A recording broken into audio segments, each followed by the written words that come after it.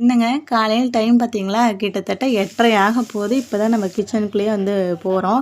ஐயய்யோ! டைம் ஆயிடுச்சே அப்படின்னு சொல்லிட்டு பதட்டப்படாம, கிச்சனுக்குள்ளே ஒரு குட்டி ரவுண்டு போய், இன்னைக்கு பிள்ளைங்களுக்கு என்ன லஞ்ச் பேக் பண்ணேன்னு தெரியுமா? அதை பற்றி பார்க்கலாம். அதை பார்க்கறதுக்கு முன்னாடி, நம்ம போன வீடியோவில் இந்த கைக்குத்தல் அரிசியை பற்றி பேசியிருந்தோம். ஞாபகம் இருக்கா? பார்க்காதவங்க கண்டிப்பாக அந்த வீடியோ செக் பண்ணிடுங்க. ஏன்னா, அந்த பாரம்பரிய அரிசியோட அருமை தெரிஞ்சாதான், இன்றைக்கி நாம் பார்க்க போகிற இந்த மாடர்ன் காலத்து ப்ரோட்டீன் ரைஸோட மேஜிக் உங்களுக்கு புரியும். அட ஆமாங்க. இன்றைக்கி லஞ்சுக்கு நான் செஞ்சது ஒரு சூப்பரான ப்ரோட்டீன் ரைஸ். ஃப்ரீசரில் ஏற்கனவே சோயா சங்க்ஸை குக் பண்ணி ஸ்டோர் பண்ணி வச்சுருந்தேன். அதை எடுத்து மிக்சியில் பல்ஸ் பண்ணி துருவிட்டு இந்த ரைஸ் ரெடி பண்ணிவிட்டேன். அது என்னங்க சோயா சங்க்ஸ் அப்படின்னு நீங்கள் கேட்டிங்கன்னா, இதோட பின்னணியில் ஒரு சுவாரஸ்யமான ஹிஸ்ட்ரி இருக்குது தெரியுமா? 1960 அமெரிக்காவில் சோயா பீன்ஸ்லேருந்து எண்ணெய் எடுக்கும்போது மீதி இருக்கிற மாவை வச்சு ஒரு புதுமையான தொழில்நுட்பத்தில் அதிக அழுத்தத்தில் உருவாக்கப்பட்டது தான் இந்த சோயா சங்க்ஸ்.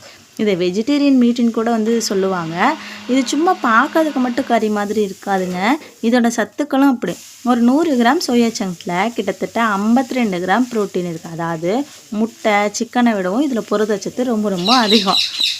வளரக்கூடிய குழந்தைகளுக்கு இது ரொம்பவே முக்கியம். ஏன் அப்படின்னா, இதில் இருக்கிற ஹை ப்ரோட்டீன் குழந்தைகளோட தசை வளர்ச்சிக்கும் ஒட்டுமொத்த உடல் வளர்ச்சிக்கும் ரொம்ப முக்கியமாக இருக்கும். இதில் கால்சியம் அப்புறம் இரும்புச்சத்து அதிகமாக இருக்குது. அதனால் குழந்தைகளோட எலும்புகளுக்கும் பற்களுக்கும் ரொம்ப ஸ்ட்ராங்காக இருக்கும். இதில் இருக்கிற விட்டமின் பி குழந்தைகளுக்கு நாள் முழுக்க தேவையான எனர்ஜியை கொடுக்கும். இந்த ப்ரோட்டீன் ரைஸ்க்கு மேட்சாக நான் ஏற்கனவே ஃப்ரீசரில் வெஜிடபிள் கட்லெட்டை ரெடி பண்ணி வச்சுருந்தேன். அதை ஃப்ரீஸ் போகிறதுக்கு எடுத்து வச்சுட்டு கொஞ்சமாக எக் பீட் பண்ணிவிட்டு பிரெட் க்ரம்ஸ் வீட்டில் செஞ்சதே இருந்துச்சா, அதில் கோட் பண்ணி சரி ஃப்ரை பண்ணிவிட்டு இது ஸ்நாக்ஸாகவும் வச்சுக்கலாம், சைடிஷாகவும் வச்சுக்கலாம். சாப்பாடு மட்டும் போதுமா? பத்தாது இல்லையா? இன்றைக்கி ஸ்கூலில் சப்மிட் பண்ணுறதுக்கு வேண்டிய ப்ராஜெக்ட் ஒர்க்கு நேற்றே சூப்பராக செஞ்சு வச்சுருந்தேன். அதையும் எடுத்து பாக்ஸ் கூடயே பக்கத்தில் வச்சாச்சு. அப்போ தான் மறக்காமல் பிள்ளைங்க எடுத்துகிட்டு போவாங்க. படம் ஒரு வழியாக லஞ்ச் பாக்ஸ் வேலையும் முடிஞ்சிருச்சு. இதை பேக் பண்ணுறது மட்டும்தான். மற்றவங்களுக்கு இது சாதாரண மினி விலாகாக தெரியலாம். ஆனால் அம்மாக்களுக்கு இது ஒரு பெரிய போர்க்களமே தான். பாரம்பரிய கைக்குத்தல் அரிசியாக இருந்தாலும் சரி, இந்த மாதிரி மாடர்ன் சோயா சங்க்ஸ் இருந்தாலும் சரி, பிள்ளைங்களுக்கு சத்தானது போய் சேரணும். அதானே நம்ம ஆசை.